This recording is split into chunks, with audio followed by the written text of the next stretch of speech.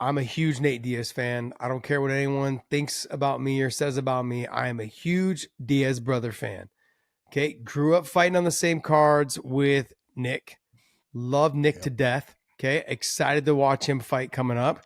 Love Nate Diaz no matter what people think about me. I don't give a shit. I love Nate Diaz. I love what they do for the combat sports industry, both of them.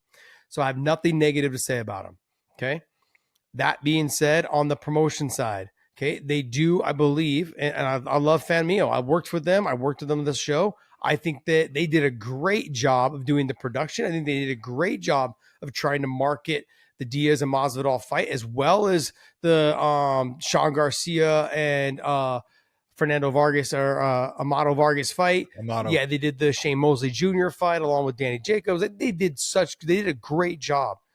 This is where I think, from what I understand, this is where the problem lies, is that contractually, Nate was supposed to do certain events to promote the fight, and he didn't. It's in there contractually. Okay, let me ask you a question. Let me ask you a question. How many seats were sold? 18,000. 18,000. And how big is the arena? I don't know, somewhere around the 18,000, obviously. 18,000. Yeah. I think Nate Diaz did his fucking plan. John, there's different. No, stop. No, stopping. Listen, you can sit there and say whatever you want. No.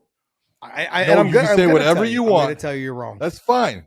And Fan Mio can sit there and say whatever they want. Oh, contractually, he didn't cover all of the bases that we had in the contract. Okay. Did he fucking fill that arena? They didn't. Who's they? I guarantee they didn't. Who's they? Right?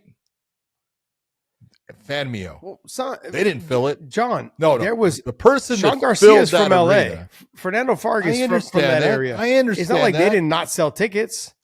I know they sold tickets, but the person that put the most butts in seats was who? John. It was Nate Diaz. Okay, so you don't sit there and tell me it was Nate Diaz. Amato Vargas sold the more tickets. Okay, didn't happen. Sean Garcia didn't happen. So the guy that sold the most tickets is the guy that is now not being paid. You can sit there and say whatever you want. You don't pay him. You got your little contract. You are fucking done.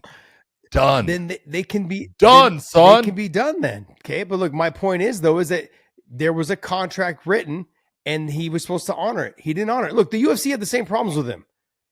So to say that we're surprised, we're not surprised. The UFC paid him. You're right. You're right. Everything they were supposed to pay. Okay, you're right. And you know why? Because was he a needle mover? He was a needle mover, and out there. He fucking fought his ass off no matter what. I get, John. I understand everything you're saying. I do understand everything you're saying. But I just can't believe you're on the side. I'm not. I'm simply saying that you are on it, dude. I'm not. You are fucking paddling hard for that fucking side of the fucking boat. I'm honestly saying that. Look, you have a contract that you signed, that your team signed, everyone signed, and I hope he does get his money. I hope he does. But I'm honestly like, you didn't do a majority of what you were supposed to do on that contract. Like, I'm sorry, but look, and this is not about seats. John, they ticketed, I don't know if you know what the ticket prices were. It was $75 for floor seats. So you sold 18,000. Great. You sold out the crowd. I thought beautifully. Seats up above were like 25 or $50. I love that. I agree with you. I love the fact that it was that way because more people got to come and watch one of their favorite fighters fight. That's right. And I love that about them. But let's not forget, this is the pay-per-view industry. This is not just in the arena. You need to make sure that we're making money. But if you're Fan Mio, you've got your little people. Hold on. You got your little people that are telling you, oh, we should make this much or that much, or there'll be this many pay-per-view buys. No. That wasn't the deal, though. The deal was you do the marketing that you're supposed to do, and we'll help sell pay-per-views. He went out there and fought the fight, and they're not paying him. They are finished if they don't pay him. Who the fuck is going to trust him? Well, if you do your contractual obligations, right? No, you can sit there and say No. what you want. I'm simply As saying, soon John. as I'm not disagreeing with you on this. You and I had that. We were texting back and forth. For someone, Famio, to come up and say, we want to do your fight, and we'll pay you this, and you're the people that didn't pay Nate Diaz, right? It's not a good, definitely not a good look, John. It's not. It's horrible. I'm simply saying this though, is that if you're a fighter and you have done business with them before and you got paid, okay, and you're now a fighter, everyone else on the card got paid. Okay. I guess except for the main event. So the two of them didn't get paid. Now I don't know what that means, because what I don't get is I don't know why. I don't know what that means in terms of if George didn't get paid, what did he not do? Okay, if Nate didn't get paid, what did he not do? From what I saw, George was all over the place. Yeah, he was. Yeah, doing media. Well, he was doing the stuff that was in the contract. I'm not saying he wasn't, but I'm saying, if they didn't pay George, George may be nice and is not saying something right now, but if they don't pay George will hunt them down. I talked about this though on the broadcast when we did the show, is that Nate has been known to do this. He doesn't do any media really leading up to it, and the week and a half or 2 weeks before, he comes in hard. He just starts throwing water bottles. He starts yelling, starting fights. Like, this is what he does. This is what stirs up all that extra media that last 2 weeks. This is the way he's always done it. Leave me alone during my fight camp. I'm in shape now the last week and a half, 2 weeks. Now I'm ready to go ahead and start talking trash. You know what I mean? Like, I got to get the work in first.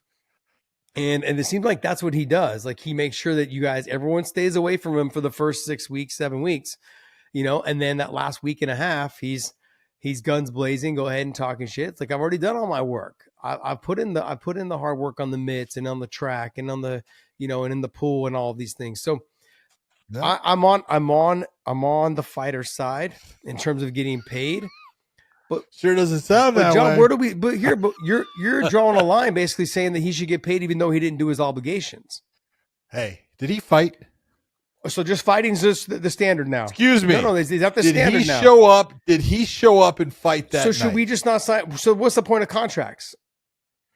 I'm just. So what's the point of having a contract, John? What's the point? Hey, sometimes there are no contracts. If he can renege on that, but then I can renege on paying him. Sit there and say, I saw him in press conferences and I saw him show up and fight.